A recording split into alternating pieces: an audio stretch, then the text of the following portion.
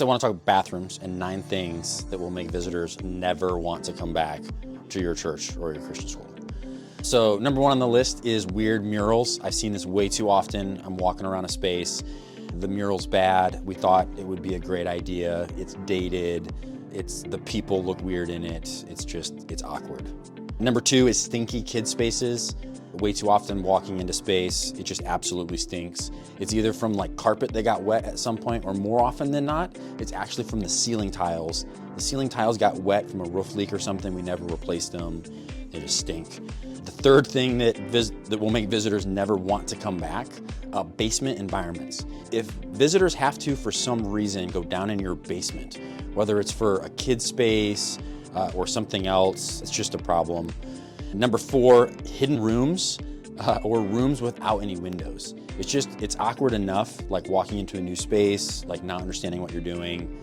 If visitors have to go somewhere where there's not windows or it's a hidden room, it's always a bad idea. Unclear signage is a problem. If we don't know where the bathrooms are at, if we don't know where we're going to drop our kids off, it just makes visitors not want to come back. It makes them feel like you don't care. It's only for insiders if there's not clear signage on where they need to go. Next is outdated furniture or uncomfortable furniture. Sometimes that couch has been long past its prime and we just need to update and get rid of bad furniture. Furniture ends up being one of those things. It's actually really easy to replace. It's relatively low cost compared to other options in an environment, but it is the thing that make people want to stay there and hang out. And it can say to them, hey, this is a space where you can stay and hang out, or it says, sit here and be uncomfortable or get out as soon as you can. Next on the list is any sort of terrible acoustics. If you're in a space and all you hear is like your own voice echoing around, or there's just way too much noise and echo all over the place, it's just gonna make visitors not wanna come back.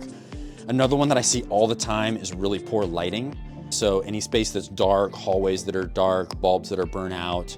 Another pet peeve of ours at Risepointe as well is if you have a bunch of different color temperatures in the bulbs. So if you have 4,000 Kelvin and 2,000 Kelvin, so like really blue lights and really yellow lights, it just looks bad. It looks like a horror movie is about to start, which is never good.